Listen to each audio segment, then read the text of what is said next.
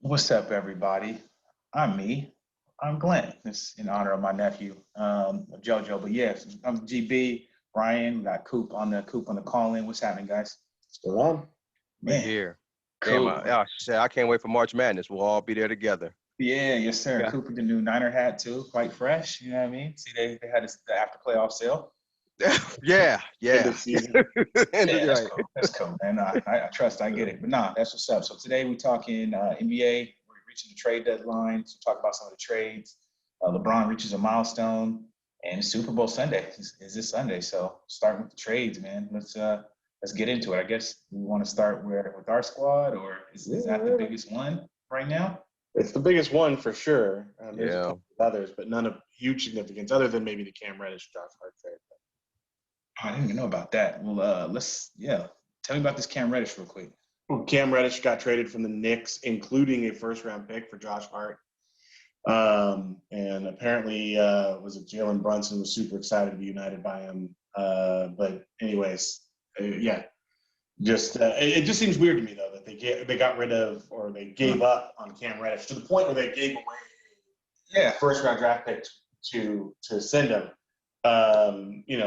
I was talking to a friend and we were commenting on the fact that it's weird that a team drafts these kids as freshmen in college after the freshman year of college and expects them to be stars before they would have been seniors. Cam Reddish is 23. I don't think his career is all that far from over. But anyways, that's just another trade. I don't exactly think that there was much else, but into that one. It's interesting. Cam Reddish, suppose he could play, so we'll see. And sometimes a fresh start is good for players. Yeah. Well, so something happened because he had a lot of DMPs for 25, 26 straight games. Well, he definitely got put out of the rotation. There's been plenty of stuff going on in the news cycle talking about how Cam Reddish was out and he wanted to be traded. He was asking to be traded because he had fallen out of the rotation. But the question is how does he fall out of the rotation in New York? Yeah. It is not a team with a whole bunch of star power and all of that. I mean, my boy Randall is still the best player on that team. So. Oh, damn.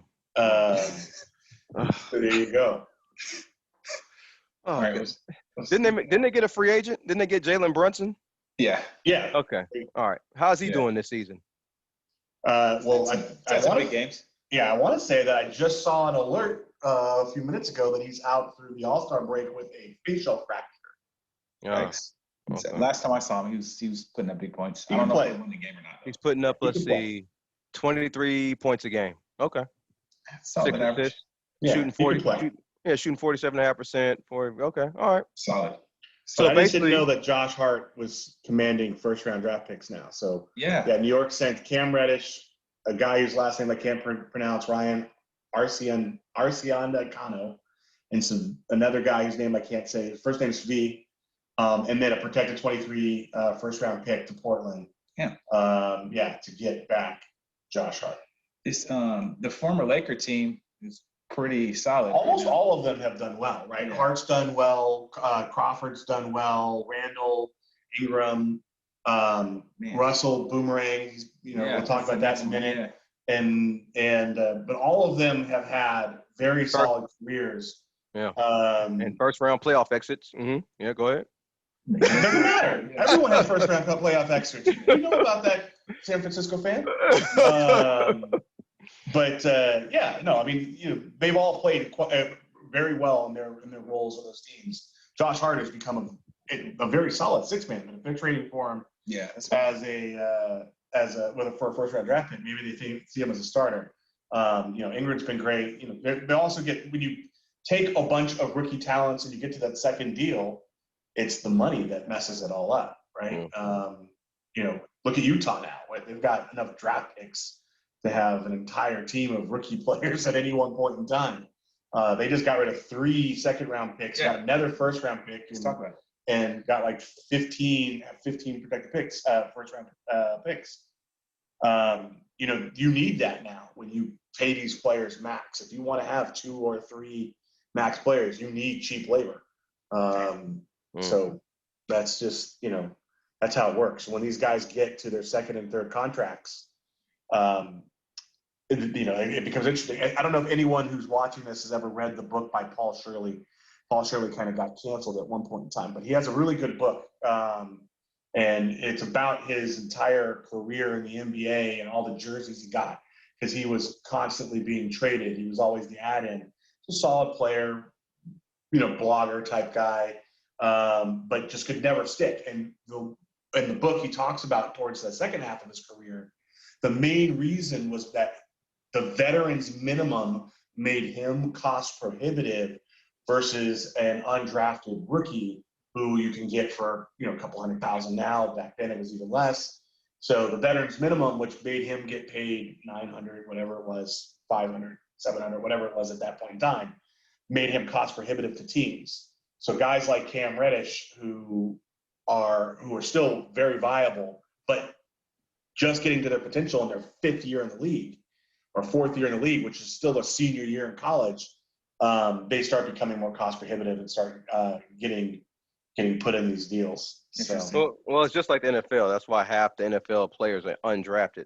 They want to get you while you're undrafted because they don't have to pay you anything, especially if you have a quarterback or wide receivers or whatever making so much amount of money. So that and first-round draft picks just don't pan out. I mean, anytime, because the way all of our college sports work, where you draft these kids so young, football's kind of the opposite of that because you have to, play more years. Yeah. But because you get these players so young, and the expectations are that they pan out before they become expensive. Yeah, it's rough. It's difficult. Yeah. Somebody plays 8 years at AAU and then 4 months in college, and then you expect them to be whatever. It's like, all you're doing is you rely on the hope and the prayer. And the college game is very different from AAU ball, which doesn't include defense and doesn't include real coaching. If I'm honest, it includes people who have sponsorships and contracts, and their job is to funnel kids to programs more than anything else. Yeah. Crazy. Well, I mean, speaking of, you already mentioned it, Utah getting all these picks, and they're involved in the trade with our team. So break that down, man. Lakers, Utah. Well, I'm gonna let Brian break that down, but now I'm just happy I can start watching the Lakers now. I haven't watched the game because I was figuring Westbrook was on the team, so now I'll actually watch the game and see how they look. So, but yeah, Brian, go ahead and break down the trade. Yeah, so the trade was a 3-teamer. The Lakers gave up a first-round pick, Westbrook, and JTA, Juan Toscano Anderson, who was previously of the Golden State Warriors and was kind of a fancy signing for the Lakers, or at least we thought it was going to be. I thought so. And we got back Malik Beasley, Jared Vanderbilt, and DeAngelo Russell, and then the Mike Conley, JTA, 3 second-round draft picks went to Minnesota. The first-round draft pick went to Utah, along with Westbrook and a couple of other, cap number players.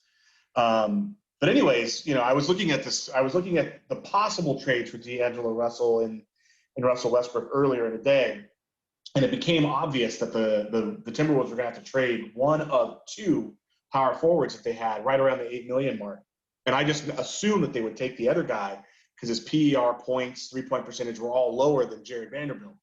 So when the trade actually went through and they got Jared Vanderbilt, who is a plus player, what I mean by that is he's over 10 in PER. He's got double-digit points. He shoots 3-point percentage. His 3-point percentage is in the mid 30%. He plays power forward. So he's a solid player. To have him be kind of the cap throw-in for trade is pretty good. Malik Beasley has been a solid player, has solid numbers, can also shoot, plays shooting guard, and then we all remember D'Lo. But before I go into my thoughts beyond what I just said, Jason, what do you think about that trade all the way through, from bringing DeAngelo Russell back to the Lakers to giving up a 27 first-round pick, protected for the first 4, but that's not much. And what about the other players like Malik Beasley? No, No, I'm okay with the trade. You pretty much summed up. I actually like Beasley a little more. You summed up Jared Vanderbilt pretty good. Didn't really know much about him. I'm okay bringing DeAngelo Russell back. I know I wasn't a fan before, but I think mostly because maybe he was asked to carry the team at that point or be a focal point, and you don't want DeAngelo Russell to be a focal point. He doesn't have to worry about that playing with LeBron and AD. He can just play his game, so I think it'll work out well. Russell, yeah, I think he's a decent point guard. I mean, he's not overly fast or can shoot great, but he can get points, he can handle the ball, and he can do the things I think that LeBron needs or that the Lakers need for them to be successful or be more successful than it was when we had Russell Westbrook. I'm just happy to see Russell Westbrook gone. I didn't really care who we got back, but now that he's gone, I can actually watch the Lakers and see and actually judge the Lakers right now. We needed to get some young people. I always say we had to get some younger guys on the team. Our team is very old. So getting Jared Vanderbilt and Malik Beasley, I'm not sure their ages, but they don't look like they're 30. They look like they're under 30. So I think that helps us, especially. What's that? I was gonna say I do think they're both mid-20s guys. Right. And the things that one of the things that we don't have really great defense at the point guard position, and we don't have great defense on the wing, especially the wing. That's really a sore spot for us, defense on the wing. We have Patrick Beverly. Oh shit! So hopefully Malik Beasley and Jared Vanderbilt will help that out. And I don't know if you saw, it was like a week ago. I meant to send it to both of you guys, but Patrick Beverly is what I think the worst guard in the NBA, like statistic wise. Yeah. Like I said that around you guys. You said that, yeah. I saw that too on TV. I mean, he's just bad, but yeah, no, I'm okay with this trade. No, I don't think he's terrible. yeah. The irony of Patrick Beverly in this year, which I was reminded of today, because I was like, maybe they'll throw Patrick Beverly in the trade to Minnesota. Oh wait, the person who signed him to the 1-year deal that he's playing on right now was Minnesota before they promptly traded him to Utah. Before he then promptly got retraded to the Lakers. So the Timberwolves already knew about that disaster. There's no chance he was going to get involved in that trade. Yeah. But anyways, I don't know if you were finished with your thoughts. Yeah. Juan Toscano Anderson, I wasn't really a fan of. I don't know what the Jazz are actually doing. I don't think having 50 million draft picks is going to help your team, but I mean that's the route they decide to go. And Danny Ainge is running that team. That's sort of what he did in Boston, just pile draft picks and hope one of them panned out like Tatum did for him and sort of a little bit Jaylen Brown. It worked there. Yeah. The Timberwolves, I didn't even know Mike Conley was still in the league. I'm not even going to lie. I said the same thing. Good for him, I did not know. Not only is he in the league, he plays. He's not bad. He's a solid. No, I there don't was think a lot of talk about the Lakers trying to get him, but I could not see trading him. No, he looks older and different, like he has more hair or whatever. But like I said, I didn't know he was in the league. The Timberwolves are one of those teams, and I think, Brian, you might agree. It's one of those middle-of-the-pack teams. You know, they're good enough to make the playoffs, but not really a threat to win a title. So the Timberwolves, it's just one of those cities that will never win a championship, like many cities in the NBA. So, you know, I guess it's an okay trade for them. Makes them still viable, I guess. Yeah, so I'll start with the Timberwolves. You know, they've been a kind of an interesting team to follow. So they made the trade so that they have the two giants in I was about to say Roy Hibbert.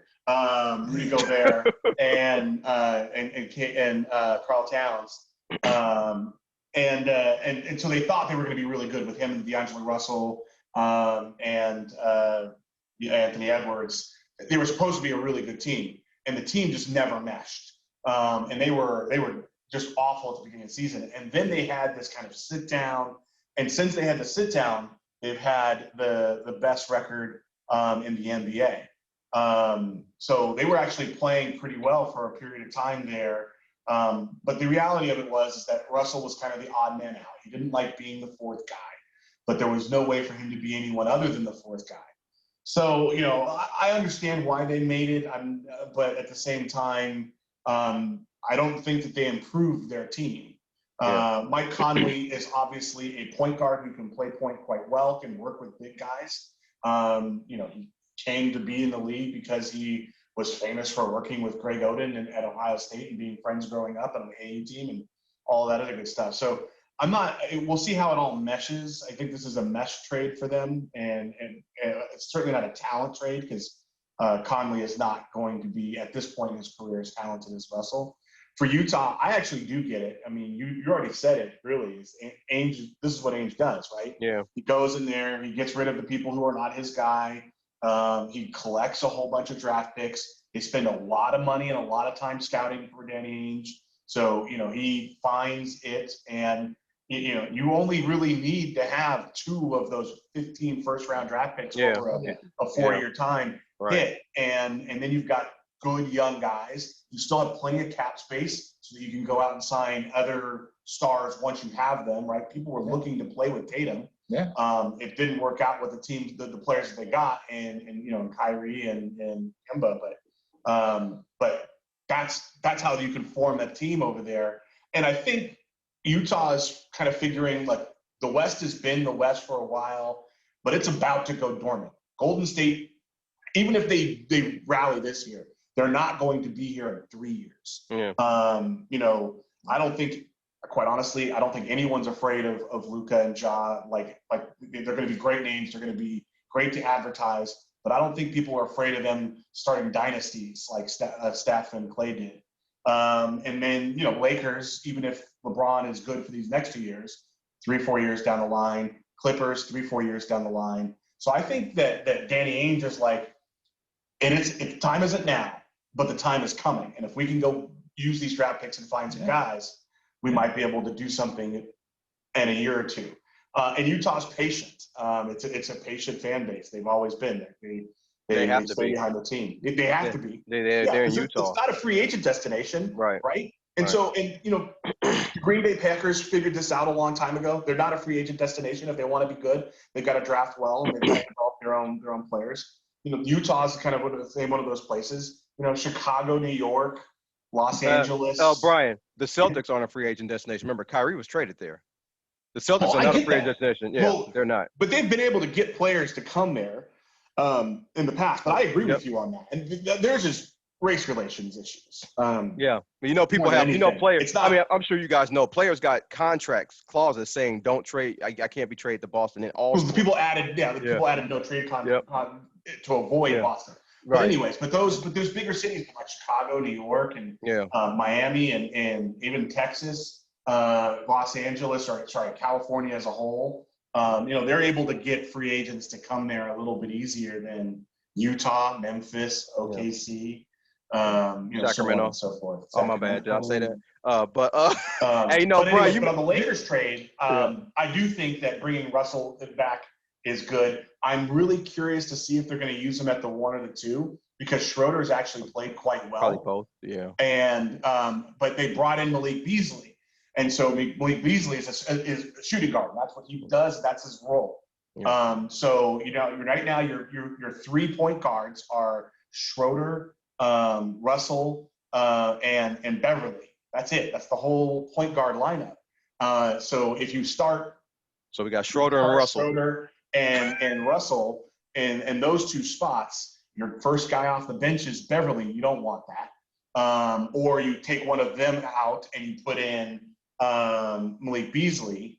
So it'll be interesting to see what they do with the lineups. There's still, in my mind, still a possibility of them adding another player, maybe shipping off Beasley. I'm still hopeful. But I think this is a good trade. I'm with you on Malik Beasley. I think he's an exciting player. A friend of mine sent me a link to a video that kind of broke it down. And even in hearing that breakdown, I got a little bit more excited about Malik Beasley. I was already kind of up on him. I think he's a plus player. But when you think of having to have gotten rid of a first-round draft pick, but gotten 2+ players in Vanderbilt and Beasley, who both have team options for next year, which means if everything works out, we can keep them and build the team for next year. Russell's a free agent at the end of the year. I don't know if we get bird rights, but if we do, that obviously helps our cap situation. There you go. You just got 5 players across starting for next season after we do our inevitable wipe and restart. And I still think we're only 2 games out of a play-in game. I still think we can make up 2 to 4 games over the course of the rest of the season if they do blend. I don't think that they're a championship team as built, but this move put us in the right direction. Yeah, you made a good point on Mike Conley. I didn't realize he said he worked well with big men. I remember, he did play with Odin, but I remember also in Memphis he played with Gasol and he played with the left-hand guy, Zach Randolph, and that worked out well for them. So that's a good point. They made playoff runs, and to just tell DeAngelo Russell to stop snitching. All right, just tell him to stop doing Yeah, it's over now, LBI. man. I think Well, the good thing about that, the good thing about that, there's literally nobody other than Jeannie Buss who's part of the organization. Oh yeah. From that period of time, no coaches, no Right. GMs, no scouts, front office people, players. Nobody's part of the organization. It's his first years in the league. He's been around. Yeah. He's had to mature. I think he plays like He so. believes in New Jersey and Minnesota. Let me ask y'all a question. Was there a dust up between Ham and Russell Westbrook last game? There or something was, but I saw a video that talked a little bit. So Woj first reported on it, and what he said was Westbrook, for the lack of a better phrase, lollygagged when he got taken out of the game. Bunch of lollygaggers for those people who have seen Bull Durham. But anyways, when he was taken out of the game, Ham called him out on it for halftime. Apparently, it got real hot real quick. But at the end of the game, they, I guess, dapped it up and we're kind of going, Ham made it right. But something in the back of my mind tells me that at that moment, Ham was just like, man, why am I going to put up with this for a whole season? Well, two things. First of all, that's not the first time. Russell Westbrook does that a lot. No, Second of all, you guys know these NBA trades aren't talked about the 11th hour. They've already been in motion already. So maybe he already knew he was going to be gone anyway. He's going to be I don't traded. think he knew that they were going to be gone, but I do think that they have been talking about that trade. It popped up today, this morning. Right. And then trades are in the works for a while. And then 3 hours later, it was done. Yeah. It just doesn't work like that. So, yeah. Okay. All right, cool. I was going to ask about the other big one. Kyrie? One more thing to say on this. Oh, I was just saying that, but with this, there's been a lot of stuff in there talking about how the Lakers are talking to Utah. So it didn't surprise me at all when the Utah became the third player in that. Yeah. Because ultimately, everyone who was interested in possibly making this thing work, right? It's not a mystery that Westbrook ended up in Utah and the draft pick ended up in Utah, but obviously we didn't think Conley was enough to get back. So we ended up working Minnesota in there. So we get D'Lo, Beasley, and Vanderbilt because they had something to give back, and everyone else got a bunch of picks. No, I was going to say about the other big one, like you said, Kyrie, man, gets traded to Dallas. So he's not going to resign in Dallas. He'll be a Laker next year. But so Kyrie. We don't. How many point guards can we have, man? Beverly's going to be gone. Beverly's going to be gone. Nobody's going to be. Nobody's the roster's going to be clean. But so you know what? In your opinion, we keep Russell for the end of the year, let him go, let Schroeder go, and bring in Kyrie. Well, we're definitely letting Beverly go. Beverly's gone, and we're getting Kyrie. But you know what? I want to see them play because I want to see how the shots go. I think those two are going to be the only guys taking all the shots, and everybody else is just going to be rebounding and trying to get in where they fit in. So that dynamic of Luka and Kyrie, I don't know how that works because both of them have to have the ball all of the time. So, and they're both jerks. I don't know how that works out. I mean, they're both jerks. The only person you can't. There's no way that those two players mesh together. I don't know what Cuban was thinking. But for as much as he gave up, he has to believe that he can re-sign Kyrie. Because you don't give up all of that to get a player for 4 or 5 months. Brian, I hear what you're saying, and you would think Dallas would be a free agent destination. I'm not saying they're going to sign him. I'm saying I get it. Cuban thinks he's going to sign him. Right. But you would think with Dallas, no state taxes, Cuban treats his players well. Everybody says the locker rooms look great, but yet they can never get anybody. They never get anybody. They got Kyrie basically because of a trade. Will he re-sign? I don't know. Nobody else ever re-signs for them except Dirk and maybe Luka, but that's it. Everybody else usually goes. So I don't know. Yeah, but they had – it's not a dynasty because they didn't win, but they had an established pecking order where you were going to play with Dirk if you went there. And now it's you're going to play with Luka if you get there. Except for I just don't think Luka's that guy. And I've said that on here numerous times. I think he's super talented. I think he's going to be able to score and he'll be able to sell a whole bunch of jerseys and all the rest of it. I don't think he's going to be able to win. And from the moment that happened, I think the minute that trade happened, I just text implosion coming soon or something along those lines because I don't think there's any chance. But I think it's weird. The Lakers obviously were ready to do that trade. And they wanted to do that trade and sign Kyrie to a 2-year deal. And Kyrie came out right after the trade and saying, I will accept nothing less than a 3-year deal. I feel like that was a message to the Lakers saying, if you want this, you're going to have to give me 3 years or 4 years. The Lakers, we all know they want everything done in 2 more years because that's when LeBron is up, that's when AD is up, and I think that's why they wanted to sign Kyrie to that. 3 more years means that they're going to have to figure out what to do at that point in time. How many championships does Dirk have? He has 1 or 2? One. Okay. So maybe Cuban is thinking this. I thought it was just 1. Maybe Cuban is thinking this. Remember, Dirk didn't win the title until Jason Kidd got traded there. That's when Dirk won his title. That's when that team started to win the title. But Luka's a guard. No, I get it. So maybe he's thinking the same thing. Let me bring a Kyrie over here to play with Luka, like he brought Kidd over with Dirk, not knowing it was Sean Marion and all those other guys on the team as well. But yeah, I get it. But Kidd was a championship caliber point guard. Yeah, he was. Kyrie is not. Right. Who else was in the trade? They traded the. Oh, let me check it out. Yeah, it was 3 players. Spencer Dinwiddie was kind of the focal point. Dinwiddie's already been in. Yeah, he goes back to the Nets. Back to the Nets. So that's not, that's nothing new or huge or anything along those lines. But Dinwiddie's good. Yeah, he is. He's a good player. I think the Nets did pretty good here. One, Joe Tsai basically got to give his FU to Kyrie. Because everyone's talking about the fact that he made it very clear that if Kyrie wanted to go to LA, the only place he couldn't go was LA. And I don't think that was a thing of having a problem with the Lakers. I think that was a way to get back at Kyrie for all of that stuff. And I think they got players who can mesh with the team.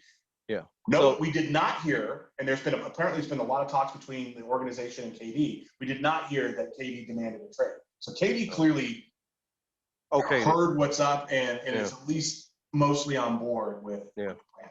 So Brooklyn got Spencer Dinwiddie. I don't know if you remember this guy with Dallas. He was a scrub. Dorian Finney-Smith.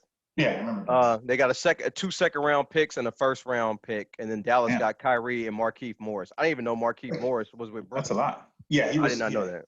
He was on the team, and he's just cap fill. But think about that. You got rid of your problem. Yeah. Because it was a headache in the whole 9. You got rid of your problem, got a plus player in Dinwiddie, draft picks, and the rest is cap fill. Spencer Dinwiddie is not a bad NBA player. No, it's not. He can hit some big shots and, sometimes. So, yeah. Okay. Word. All right, cool. All right. So shifting from that, you got the trades going to, LeBron breaks the record, man. Passes Kareem Abdul-Jabbar for being the NBA's all-time leading scorer, still with years to play in the league. What do you guys think about the accomplishment? Where does this put LeBron in your mind now in terms of his role in NBA history? Well, go ahead, B. It doesn't make him the GOAT, right? So having the title before yesterday did not make Kareem the GOAT for most people. So passing him doesn't mean you've taken the throne of the GOAT. There's obviously other factors in that than the scoring points. Other than that, it's a huge accomplishment. There's nobody within 10,000 points of LeBron right now. And as he calls himself, he's always been pass first. So it's a huge accomplishment. There's nothing to be taken away from being his health, his longevity, his ability to play at a high level even when a team has sucked. I mean, there's been plenty of times where I, who am not a LeBron guy, have said LeBron still looks like a top 5, 10 type player in the league. And it's now I think most nights he does. Some nights he looks old. But it's a huge accomplishment. And you got to remember that Kareem did that. The total points is his entire career. I think LeBron's probably 4 years left, before he gets to the point where he hangs it up, which that leads maybe insurmountable. Maybe it's Wembanyama who comes in and immediately takes over the mantle, but that still makes it 20 years before Wembanyama would be able to pass, even if he's, the next guy, right? He's got that thing, and Cap had it for, was it 40-something years, right? 39 years, something like that. 54. So anyways, it's a huge thing. It doesn't make him the greatest. There's nothing you can take away from him. His name not only deserves to be at the top, but will be at the top of the list of scorers for eternity. But I just, that's where I stop with it. And I also thought that the way it worked out was okay. I thought his make the basket, run to the other side of the court was a little contrived. because they were talking about before the game, they're going to let it happen organically and all this other stuff. That wasn't organic. People were walking on the court. Stop the whole game. With 10 seconds left in the quarter. He could have very easily said, everybody hold on for a moment. Yeah, let's get the ball in. You throw it up. Okay, now we can do hoopla. But it was clear that he wanted the show, and he deserves that show. But I'm just saying, we'll just see what happens thing that the league was talking about before the game. Clearly, that was put together. I just knew it slowed down any momentum and chance they had of winning the game because they were actually close at that point. So Cool. What'd you think? I'm with Brian's huge accomplishments and making the GOAT. Personally, I've always thought there isn't a GOAT in basketball because all positions are different. I just think LeBron's the greatest small forward. I think Jordan's the greatest two guard, Magic point guard, Kareem center, and Tim Duncan power forward. That's just my personal opinion. So I can't call someone better at one position than the other because each position entails different things. But as far as the accomplishments, who'd you have as the best point guard? Magic.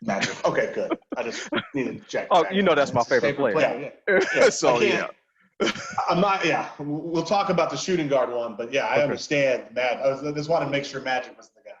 Yeah. Okay. All right. Yeah. Jordan and Kobe. I can be talked off of Jordan with Kobe. So, but LeBron. I mean, it's a huge accomplishment. But I got to give my respect to Kareem because Kareem did it by making 1 3-pointer his entire career. Sure and did. LeBron made 2,237 of them. So that kind of helps. I know Kareem took more games, but like I said, when you got 3-point basket, I mean, that can kind of help you. But a lot of people don't realize when Kareem actually left basketball, he was actually the all-time leader in shots blocked and block shots when he retired. And then he got broken later by Hakeem Olajuwon. But as far as the accomplishment, Brian, I'm with you. Everything you said about LeBron. I mean, it's a huge accomplishment. Everybody said a few years ago, if anybody breaks this record, it's going to be LeBron. And it looks like LeBron, when he gets done playing, man, it might be out of the stratosphere for anybody to ever break. It's almost like Jerry Rice scoring 210 touchdowns in his career or whatever, 220, whatever it is. It's like, and you see the next guy under, it's like maybe Moss or Owens with 160 or 150 or something. It's like, that's one of those records that it may not never get broken. So I think when LeBron is done playing, I don't think we'll ever see this again. So it's good that we witnessed it. But like I said, this is no shade to Kareem at all, or limits his greatness or whatever the case may be. Kareem is still everything. He's still great. Shows what it took to get to that point. To be number one without the 3-point shots and everything else. And to have that shot that record for so long. But yeah, congratulations, LeBron, man. It's a huge. And the thing about LeBron also, I've always said this: LeBron is not a natural scorer. Like, I don't really like LeBron's game. I like Kobe's game, even Jordan's game. You know what Kareem's game is. Karl Malone, it's the same move, but at least he has some type of game. I didn't see Wilt play, but Shaq or Carmelo. You see all these other guys play, Dirk even. Their game is a little more pleasing to the eye. And LeBron's game to me has always been predicated on power. He's not really a natural scorer. And for him to have this record, I think makes it even more amazing. Because if you think of somebody having an all-time record, I don't think watching LeBron play, you would think that guy would have it, but he does. So, props to him. Yeah, played at a high level for a very long time. Just because you mentioned Jerry Rice, I was looking at this fact. I was telling Glenn before the show, just talking about stuff. Jerry Rice leads the NFL in yards after 40 at 2,509. Do you know who's number 2? Justin Jefferson? No, after 40. After the age of 40. Oh, yeah, he has most yards after 4. Who's number 2? After 40? Damn, that's hard. Who? It's really hard because you'll never get it. Yeah, there's not a whole lot of guys that played after 40. What's his first name? With 6. You're lying. Wow. I mean, talk about records that will never be broken, right? Most yards after. Jerry's got that. The number 2 guy is a quarterback who happens to be great with 6. After the age of 40. Well, remember, Glenn, he was with the Raiders. He was 40. He had like 1,100 yards receiving that year. That's what we were talking about. That was 2. Yeah.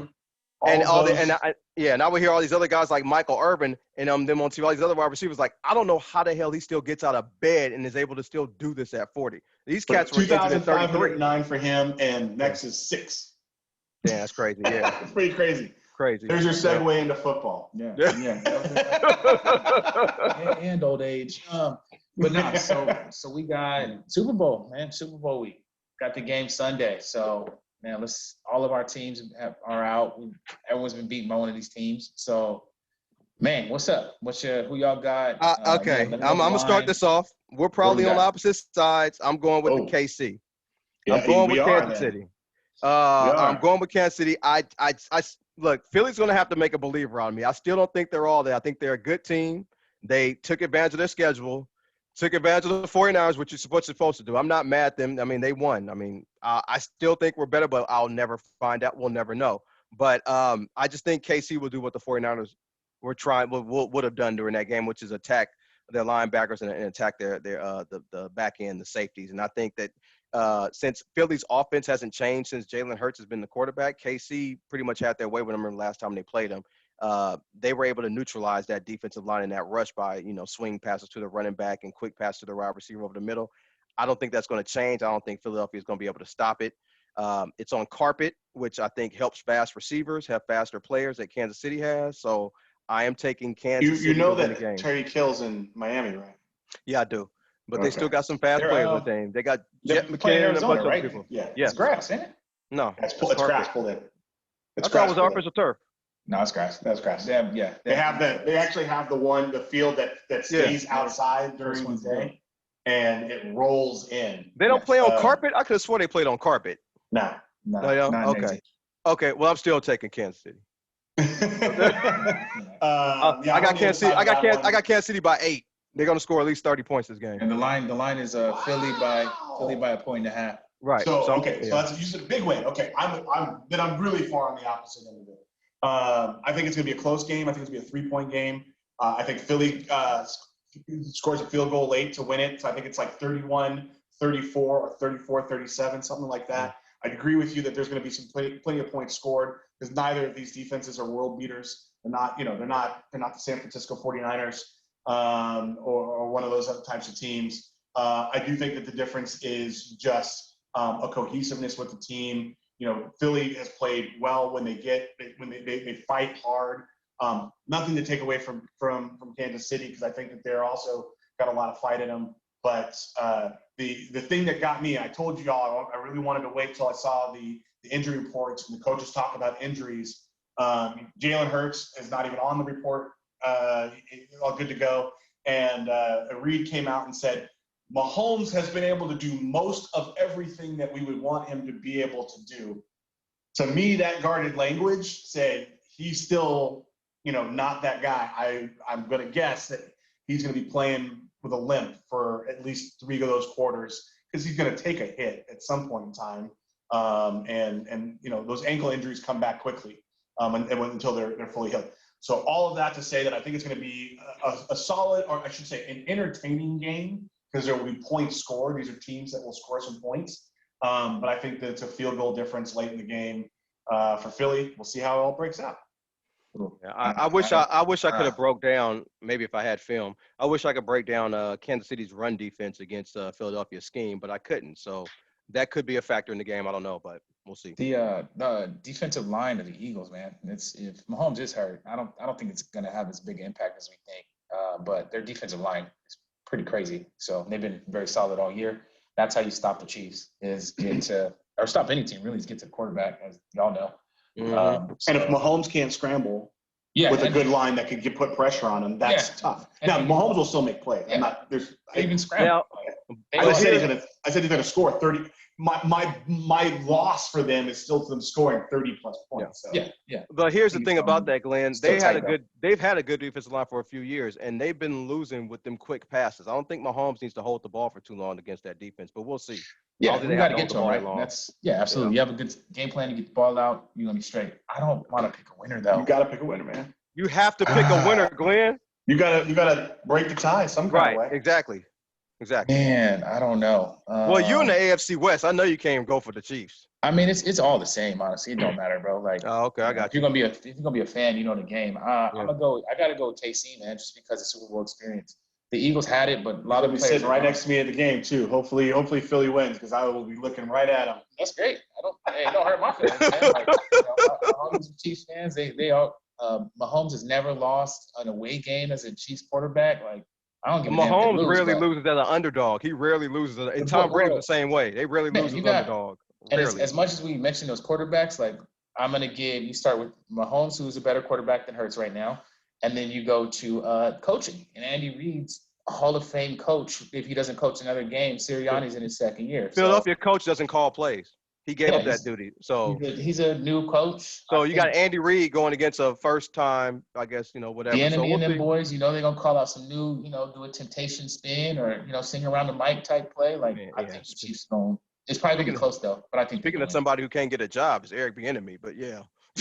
Man, we're going to talk about that in a future show because I really wonder about that, why this happened. Well, from what I've heard, it's the same thing I've heard 3 years ago. I don't know if it's true or not, but it's what I've heard. The way he relates to people, his personality rubs people the wrong way. That's what they say. So it's like they don't really want him in their building. His personality is not really indicative, but whatever. Well, I don't know. He could call the hell out some plays. So I can't. I'm gonna give him. I don't know or not. I'm gonna go with the Chiefs, man. Just the experience, being in the Super Bowl before, and often when it's your first time in a Super Bowl, new quarterback and all that, it takes a little time. Often you got to lose one and then come back to get with it. So, well, Jalen Hurts can make history. Jalen Hurts could be really the first really running quarterback to really run a Super Bowl. Colin Kaepernick was close, but he didn't do it. He didn't close the deal. Jalen Hurts could be next. Well, and Mahomes lost in the AFC Championship a couple times. No, Mahomes ain't a running quarterback though. He's a quarterback. He lost to Brady that first time. The first time, yeah, because the time before that it was So Jalen Hurts can make history. You guys, so you're going to overs then. What about? Oh yeah, it's 51. What do you think, Coop? Oh, I'm going over. Yeah, I'm going over. Yeah, I got the Chiefs putting up at least 30. Score at least 30 points, and with an 8-point win, that's over 50 right there. Yeah, I got the Chiefs scoring about 30, 34 points this game. So yeah. Okay. All right, man. Well, we're gonna see. I don't know if who's the X factor for you guys. Who makes all the difference? Obviously, you got the quarterbacks. For Philadelphia. Yeah. Okay, Mahomes' health is a good one. I'm thinking one of the wide receivers, other than not Kelsey, but one of the receivers from KC's X factor. And for Philly, it's all about Jalen Hurts. If they make him pass the ball, Jalen Hurts has to win the game for him, pretty much. I don't think they're gonna. I think they're gonna do it. I think they're gonna do what they did last time they played him. They're just gonna stack the line, stop the run, and make Jalen Hurts beat him. So if Philly wins, Jalen Hurts will definitely be the MVP if Philadelphia wins this game.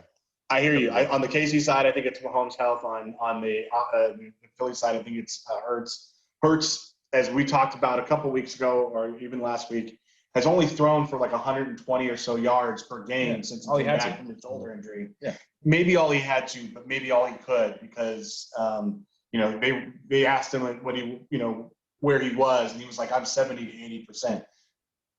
80%. So his health is obviously a factor as well. But if he can go and do it, and Mahomes is at 100%, I think Philly will win this. Yeah, and I'm going to tell you, both of you guys, they have nobody to guard Kelsey. I expect Kelsey to have 9 catches. Who does? Maybe 10. The boy has 200 yards a game. What you mean? Who does? Who can stop him? They have nobody that can guard him. So they're going to probably try to I feel like his brother is going to make sure that it's not him. Whoever it is, his brother's good. I gotta go to dinner with this man after the game. I gotta be in the house. Y'all just need to make sure it's not him. His brother's a Hall of Famer too. They're both Hall of Famers. His brother's a center. He's a Hall of Famer. Yeah, he's good. He's damn good. Yeah, it's pretty cool. All right, guys. So appreciate the show. Last couple segments, man. What's a bunch of hogwash right now? You got anything to hogwash in the league? I ain't watched nothing. I don't know what's going on. I have no idea what's hogwash. Brian, all right. You can do what I'm doing. I'm doing a rewind right here. All the trade stuff that went on today made me think about, again, remembering that we gave up THT and Wesley Johnson to get Beverly's stank butt. I cannot believe that at that point in time we gave up 2+ players that were good bench additions for the Lakers to get one Beverly, who is the second worst PER in the league and the worst active player playing significant minutes in the league. We gave up 2 players that we could probably use right now to get them. I'm reminded of that because right now we can't get rid of that dude. And so that's a bunch of hogwash. Pelinka should have been fired the moment he pulled the trigger on that trade, because there's just no way that he couldn't figure. If you're even a decent GM, you knew that you should not be giving up THT and Wesley Johnson, bench players, to get Patrick Beverley's washed up self. Any player that gets signed to a contract and traded 3 days later after throwing tears at the camera because they won a play-in game, you know he's not somebody you want on your team. Anyways, bunch of hogwash. He's averaging 6 points, 3 rebounds, shooting 40%, 34.8 from 3. Oh, God. Man, And he's not afraid to shoot it. Yeah, love that's it. the problem. Him That's and the West, problem. West Yeah. got it bad. All right, so I ain't got one either. Last segment, man, minute to win it. I just want to thank everybody for listening. If you're this far, you really rock with us. I know everybody's not in football, basketball, whatever. Shout out to my niece and nephew to listen, JoJo, who giving me some marketing tips on the show this week also. And yeah, so that's all I got, man. Thanks to everybody who listens, and love to all my family. My minute to win it is I don't believe Tom Brady's retired. That's just me. He says he's done. I don't know. I think he's going to come back, especially. Groundhog's Day. Let's find out. Find out that Brock Purdy is going to be an extra 3 months, and we don't have a quarterback start the season. And they call Tom Brady. He's going to jump at the idea to come play for the 49ers. I can already see it. He can't jump. He's 48 years old. I can already see it. He's coming. I can see it. But he's got a crazy money deal for that. He does. Fox. But he still has that deal whether he plays anyway. or not. So he can wait the following year. He said he's waiting a year anyway, so that's could add into it. But I don't think he's retired. I guess I don't want him. I don't. Anyway, go ahead. Yeah. Well, I just want to say hats off to the Brothers and Brothers Bowl. So you got the two brothers playing each other in the Super Bowl for the first time, and you got two black quarterbacks starting for the two teams. I think that's pretty cool and worth acknowledging. It's been a long time since we first had a black quarterback starting in a Super Bowl. Yeah, and now you've got an opportunity to have two of them in the bowl, and that just shows that the league has made some progress. But it's neat to see, and I enjoy that little sub story. So I'm sharing that. Yeah, also Black History Month. Happy Black History Month. Good timing for that. Also, my heart goes out to the people of Turkey and Syria who were impacted by a very large earthquake. I've looked at some before and after pictures, and I mean, it looks like my son walked through a Lego set and just trampled everything. It is leveled. Lots of people needing to be rescued. Thousands of people already confirmed gone. So my heart goes out to them. I know there's a lot of people who have a whole bunch of different feelings about Turkey and their history, and Syria and their history, but it just doesn't matter at this point in time. People are people. There's little kids who have, no part of any of that history or any of those things that have perished as a result of that. So my heart goes out to them. Yeah, and speaking of black quarterbacks, piggyback, because I have two favorite quarterbacks ever in history of football: Joe Montana, the other one's Warren Moon. I always thought Warren Moon was really good, but he never got that opportunity because he had to go to Canada for 6-7 years. So, he was a very, very good quarterback. But whatever, huh? Run and shoot. The Houston Oilers and the run and shoot offense. Yeah. He didn't have to play in that garbage type of offense, but whatever. Yeah, well, I appreciate you both. Thanks, Brian. And man, we'll catch y'all after Super Bowl and catch y'all next week. Thanks everybody for listening.